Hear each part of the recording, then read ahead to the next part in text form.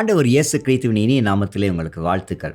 சத்திய வசனம் இன்றைக்கும் உங்கள் வாழ்க்கையிலே ஒரு சர்வ நிச்சயமான ஒரு வகிபாகத்தை வைத்திருக்கிறது. அது உங்கள் வாழ்க்கையிலே விசுவாசத்தில் நிலைத்திருக்கவும், கர்த்தர் எப்பொழுதுமே நம்பிக்கைக்குரியவர் என்று பின்பற்றவும் ஒரு வாய்ப்பை இந்த சத்திய வசனம் தருகிறது. தொடர்ந்து நாங்கள் ஜெபிப்போம், பயணிப்போம், இதில் நிலைத்திருப்போம். இன்றைக்கு நான் உங்களோட யோசித்த ஒரு விஷயம் இருக்குது. நீதிமொழிகள் 3வது அதிகாரம் 5-6 வசனங்கள். நீதிமொழிகள் 3-5-6 வசனங்கள் இப்படி சொல்கிறது: உன் முழு இருதயத்தோடும் கர்த்தரில் நம்பிக்கை வை, உன் சொந்த அறிவிலேயே சார்ந்திராதே, உன் வழிகள் எல்லாம் நீ அவரை ஏற்றுக்கொள், அவர் உனது பாதைகளை நேராக்குவார். இந்த வசனத்தை வாசித்த உடனேயே எங்களுக்கு நிறைய விஷயங்கள் எங்களுக்குள்ள வரும். எனக்கு இந்த வசனத்தை வாசித்ததுக்கு பின்னாடி இதுக்கு ஒரு தலைப்பு ஒன்று கொடுத்தா எப்படி இருக்கும் அப்படின்னு என் மனசில் இருந்தது. அதில் ஒன்றே ஒரு வார்த்தை மட்டும் வந்திருந்தது: எக்ஸிட். எக்ஸிட் இது என்ன? வெளியேறுதல். வெளியேறுதல். என்னத்துக்கு இந்த வெளியேறுதல் வரும்? எங்கேயாவது ஒரு கட்டிடத்தில் நாங்கள் இருப்போமே இருந்தால் நாங்கள் எங்களுக்கு ஒரு அலுவலுக்கு போவோமா, அது முடிஞ்ச உடனே நாங்கள் அந்த கட்டிடத்தை விட்டு வெளியேறி விடுவோம். அதே நேரத்தில் நாங்கள் எங்கேயாவது ஸ்கூலில் போயிருக்கிறோமா, யூனிவர்சிட்டிஸில் இருக்கிறோமா, படிக்கிற அறைகளில் இருந்து பாடம் முடிந்த உடனே நாங்கள் வெளியிடுறோம். அதுவும் ஒரு விதத்திலே வெளியேறுதல். ஆனால் சில நேரங்களிலே எங்களாலே வெளியேற முடியாமல் இருக்கிற ஒரு பக்கமும் உண்டு.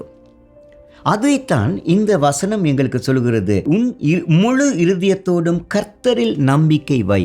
இங்கே இருதயம் என்ற பகுதியை பற்றி இந்த வசனம் எங்களுக்கு சொல்லுது. ஏன் இந்த இருதயம் சில நேரத்தில் நாங்கள் சரீர பிரகாரமாக ஒரு சில இடங்கள்லேருந்து வெளியில் வந்திருக்கலாம், ஆனால் சிந்தனையிலையும் இருதயத்திலையும் நாங்கள் வெளியில் வராமல் அங்கேயே தங்கி நிற்கலாம். அங்கேயே தங்கி நிற்கிற பொழுது அதனுடைய விளைவு மோசமானதாக இருக்கும். அது எங்களுக்கு பாதிப்பை கொண்டு வரும், மற்றவர்களோடு இருக்கிற உறவிலே சீர்குலைப்பை கொண்டு வந்து விடும். அதே நேரத்திலே சரியான விஷயத்தை சரியான விதத்திலே செய்ய முடியாத ஒரு சூழலையும் நாங்கள் காணலாம். ஏன் என்னுடைய சிந்தனையிலே நான் வெளியேறாமல் ஒரு சில விஷயங்களை உள்ளுக்குள்ளே வைத்துக்கிறேன்? ஏன் நேர்மறையாகவோ எதிர்மறையாகவோ நெகட்டிவாகவோ பாசிட்டிவாகவோ சிந்திக்கிற பொழுது நாங்கள் எப்பொழுதுமே பாசிட்டிவாக சிந்தித்தால் அதை நாங்கள் வெளியிலே வருவதற்கு வாய்ப்புண்டு. ஆனால் நெகட்டிவாகவே சிந்திக்கக்கூடிய நபர்கள் எங்களை சுற்றி நிறைய பேர் இருக்கிறார்கள். ஏதோ ஒரு விஷயம் அவர்களுக்கு தாக்கத்தை ஏற்படுத்தியிருக்கலாம், ஏதோ ஒரு விஷயம் அவர்களுடைய கவனத்தை கூடுதலாக எடுத்திருக்கலாம். அதனுடைய விளைவாக அவர்கள் அதை பற்றியே யோசித்து கொண்டே இருப்பார்கள், அதை பற்றியே யோசித்து கொண்டே இருப்பார்கள். அப்படிப்பட்ட யோசனையோடு இருக்கக்கூடிய ஆட்கள் ஒரு சில பேர் நீங்கள் கூடுதல் மருத்துவ உதவிக்கும் போகிறதை நாங்கள் கண்டிருக்கிறோம். ஏன்? அந்த சிந்தனையிலிருந்து அவர்களால் வெளியேற முடியாத நிலைமையில் இருக்கிறது. ஏன் நீங்கள் டாக்டரை போய் பார்த்தா சில வியாதிகளுக்கு இந்த டாக்டர்ஸ் சொல்கிற ஒரு பதில்: நிறைய யோசிக்காதீங்க, நிறைய யோசிக்காதீங்க. அந்த வார்த்தையை கேட்குற பொழுது ஒருவேளை எங்களுக்கு சிரிப்பாக இருக்கும் சில நேரத்தில். எதையப்பா நான் யோசிக்கிறேன், ஒன்றுமே யோசிக்க இல்லையே. ஆனால் இன்னொரு விதத்தில் எதையோ நான் யோசிச்சிருக்கிறதுனால தான் எனக்கு சில வியாதிகள் வந்திருக்கிறது டாக்டர்ஸ் நம்புகிறார்கள். அவர்கள் சொல்லுகிற சில அடையாளங்கள் அதுக்கு பொருத்தம் உள்ளதாக இருக்கும். எனக்கு தெரியாமல் இருக்கக்கூடும், நான் எதையும் யோசிக்காமல் இருக்கக்கூடும். ஆனால் அது என்னை ஒரு இருட்டான ஒரு இடத்துல இருந்து எனக்குள்ளேயே எதையும் நான் பார்க்காமல் இருக்கிறேன். ஆனால் இன்னும் ஒரு டாக்டர், மருத்துவர் எங்களை பார்க்குற பொழுது, எங்களோட பேசுகிற பொழுது சொல்லுகிறார்: நீங்கள் நிறைய யோசிக்காதீங்க.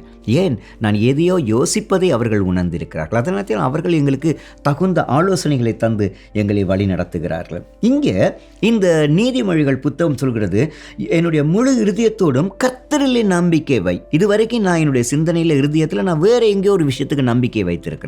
இப்பொழுது அதுக்கு ஒரு மாற்றீடாக அவர் சொல்றார்: நீ கடவுளத்திலே என்னுடைய நம்பிக்கை வை, உன் சொந்த அறிவிலே நீ சார்ந்திருக்காதே. இது இன்னும் ஒரு பகுதியை அது ஞாபகப்படுத்துகிறது. வழக்கமாகவே சமுதாயம் தங்களுடைய சொந்த அறிவிலே அதிகமாக தங்கி இருக்கிறது. நானும் நீங்களும் நிறைய சந்தர்ப்பங்களிலே எங்களுடைய சொந்த அறிவிலே நாங்கள் தாங்கி இருந்திருக்கிறோம். சொந்த அறிவிலே தாங்கி இருக்கிறதுனாலே நாங்கள் எதையோ நாங்கள் செய்திடலாம் என்று நினைக்கிறோம். சொந்த அறிவு.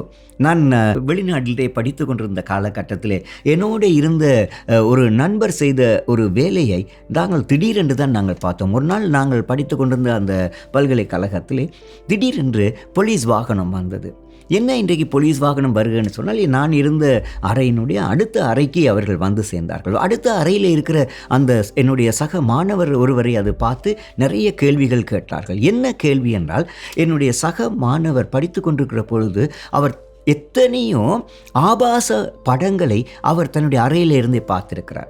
ஒருவேளை அவர் நினைத்திருக்கக்கூடும், தான் இந்த ஆபாச படங்களை பார்க்கறதுனாலே தன்னுடைய கம்ப்யூட்டரில் அதனை அழைத்து விடலாம் என்று அவர் நினைக்கிறார். ஆனால் உண்மையாகவே நாங்கள் அழைத்திடலாம், ஆனால் அதை பார்க்கறதுக்குன்னு இன்னும் ஒரு நபர்கள் குழு காத்திருக்கிறது. அதுதான் போலீஸ் வட்டாரம். அது வெளியில இருந்து எங்களை கவனிக்கிறது. யார் யார் இந்த மாதிரியான படங்களை பார்க்கிறார்கள் என்பது அவர்களுக்கு தெரியும். நாங்கள் ஒருவேளை அழித்து போட்டு விடலாம். அது ஒரு பரிதாபமானது. அவரை அந்த பல்கலைக்கழகத்திலிருந்து 24 மணித்தியாலத்திலே அவரை அவருடைய சொந்த நாட்டுக்கு திருப்பி அனுப்பினார்கள். அவர் மோசமான விதத்திலே பாதிக்கப்பட்டார். அதுக்கு பிறகு எனக்கு தெரியும், என்னுடைய ஒரு ப்ரொஃபஸர் அவருடைய நாட்டுக்கு போனார். அவரோட நிறைய நேரம் அவர் செலவிட்டார்.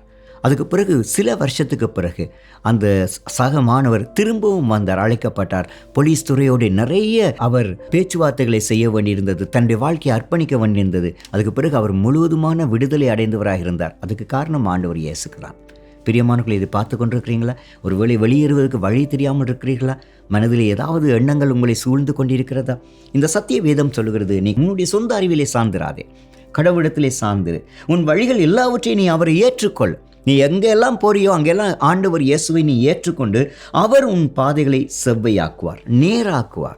ஏன்? நீ அவருக்குள்ளாக நடக்கிற பொழுது, கடவுளுடைய வழிகாட்டுதலை நாங்கள் நம்புகிற பொழுது, எங்களுடைய சொந்த புரிதல்களை நாங்கள் விட்டு கடவுளுடைய வழிகாட்டுதலுக்குள்ளே நாங்கள் வர முடியக்கூடியதாக இருக்கிறது. ஆண்டவர் எங்களை சூழ்நிலைகளிலிருந்து வெளியேற்றுகிறார்.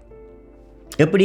1 கொரிந்தியர் 10வது அதிகாரம் 13வது வசனத்தை வாசிக்கிற பொழுது, இந்த 10வது அதிகாரம் ஆரம்பத்திலே இருந்து இஸ்ரவேல் ஜனங்களுடைய வாழ்க்கையிலே அவர்களுடைய சொந்த புரிதல்களினாலே கடவுளுடைய ஆசீர்வாதத்தை அவர்கள் கண்டு ருசித்து அனுபவித்த அதே ஜனங்கள் கடவுளுடைய ஆசீர்வாதத்தை இழந்து போனார்கள். தங்களுடைய சொந்த புரிதலினாலே அவர்களுடைய வாழ்க்கையிலே வந்த வீழ்ச்சி காரணமாக, சொந்த அறிவினாலே வீழ்ச்சி காரணமாக அநேகர் தங்களுடைய வாழ்க்கையிலே இயேசுவை பின்பற்ற முடியாமல் நடுவழியிலேயே விட்டு போனார்கள். சோதனைகள் அவர்களை சந்தித்தது. ஆனால் 13வது வசனம் ஒரு ஆறுதலின் வசனமாக இருக்குது. உனக்கு நேரிடுகிற சோதனையே அல்லாமல் வேறே சோதனை ஏற்படாது. ஆனால் ஒரு விஷயம் அந்த வார்த்தை சொல்கிறது, நீ தப்பித்து கொள்ளும்படியான வழியை கர்த்தர் ஏற்படுத்துவார் என்று சர்வ நிச்சயமான ஆலோசனை ஒன்று வருகிறதை நாங்கள் காணலாம். ஸோ ஆண்டவர் எங்கள் பக்கத்திலே கூட இருக்கிறார். அவர் சோதனைகள் வருகின்ற பொழுது நாங்கள் தாங்கி ஓடுவதற்கு, வெளியேறுவதற்கு, பிரச்சனைகள் வருகின்ற பொழுது வெளியேறுவதற்கு வழிகளை ஏற்படுத்துகிறார். ஆனால் ஒன்று, அவருடைய வழிகளை நாங்கள் காது கொடுத்து கேட்பது அவசியம். ஒரு புதிய பாதையை பின்பற்றுவதற்கு ஆண்டவர் சொல்கிறார். ஏசாயா 43வது அதிகாரம் 19வது வசனத்திலே கடவுள் புதிய வழிகளை உருவாக்குறார் என்று இந்த வசனம் சொல்கிறது. அவர் புதிய வழிகளை உருவாக்க வல்லவர். நானே நீங்களும் இதே தான் ஒரே ஒரு வழி, இதை விட்டால் வேறு வழியே கிடையாது என்று நாங்கள் நினைச்சு கொண்டிருக்கலாம். ஆனால் சத்தியம் சொல்கிறது இல்லை. ஆண்டவர் சொல்கிறார், உங்களுக்கு ஒரு வழியை நான் ஏற்படுத்துவேன் என்று சொல்கிறார். அதே நேரத்திலே ஆண்டவர் சொல்கிறார், நீ நம்பிக்கையுடன் முன்னேறு. எபிரேயர் 11வது அதிகாரம் 8வது வசனத்திலே, நம்பிக்கையால் எப்படி ஆபிரகாம் அவன் தன்னுடைய சொந்த ஊரை விட்டு வெளியேறி கர்த்தரிடத்திலே முழுவதுமாக தங்கினான் என்று ஆதியாகமம் புத்தகம் தெளிவாக சொல்கிறது. எபிரேயர் அதுக்கு ஒரு உதாரணமாக இருக்கிறது. அவன் சந்தோஷமாக வெளியேறினான். எப்படி? கர்த்தரை நம்பினதாலே. ஒருவேளை வெளியேறுதல் என்பது நான் இருக்கிற சூழலில் இருந்து நான் வெளியேறி நான் கர்த்தரிடத்திலே நான் சரணடைவது, என்னை முழுவதுமாக அவரிடத்திலே என்னை ஒப்பு கொடுப்பது. இந்த சத்திய வேதம் எங்களுக்கு அது ஒரு ஆணித்தரமான அடித்தளமாக நம் வாழ்க்கைக்கு அது தருகிறது. வெளியேறுகின்ற வழியை நாங்கள் காணுகிற பொழுது கர்த்தர் சொல்கிறார், என்னிடத்திலே வாருங்கள். ஒருவேளை வெளியேறி நான் எங்கே போகலாம்? எனக்கு இதில் இருந்து நான் வெளியில் வந்தால் எனக்கு என்ன மாற்று வழி என்று ஒரு வேளை கேட்கலாம்.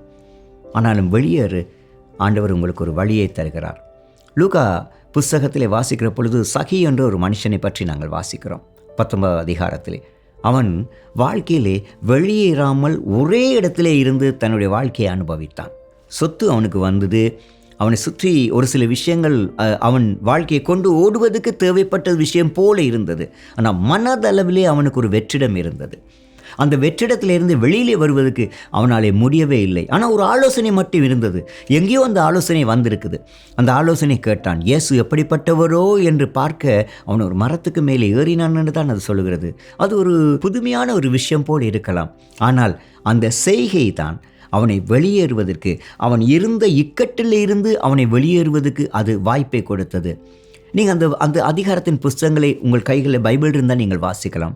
அதிலே அவன் சொல்லுகிறான், நான் யாரிடத்திலாவது அநியாயம் செய்திருந்தால், யார்கிட்டையாவது எதையாவது நான் வாங்கியிருந்தால் நாலத்தினியாக கொடுக்கிறேன், ஏழைகளுக்கு பாதியை கொடுக்கிறேன் என்று தன் வாழ்க்கை பாதையிலே அவன் அவ்வளவு நாளும் வெளியேறாமல் இருந்து அந்த பகுதியிலிருந்து வெளியேறுவதற்கு ஆயத்தமானான். ஒருவேளை இதை பார்த்து கொண்டிருக்கிற உங்களுக்கு ஆண்டவர் இயேசு சொல்லுகிறார், உங்களுக்கு ஒரு வழி உண்டு, உங்களுக்கு சந்தோஷம் உண்டு. அந்த சகேயுக்கு சொன்னது போல இன்றைக்கு இந்த வீட்டுக்கு ரட்சிப்பு வந்தது, இன்றைக்கு இந்த வீட்டுக்கு சந்தோஷம் வந்தது. ஏற்றுக்கொள்வோமா? வெளியேறுவோம். நாங்கள் இருக்கிற இந்த கம்ஃபர்ட் ஜோனில் இருந்து, நாங்கள் இருக்கிற இந்த பாதுகாப்பின் சூழ்லேருந்து வெளியேறி இயேசுனிடத்தில் எங்களை அர்ப்பணிப்போம். அவர் சொல்கிறார், உங்களை நான் ஏற்றுக்கொள்ள ஆயத்தமாக இருக்கிறேன்.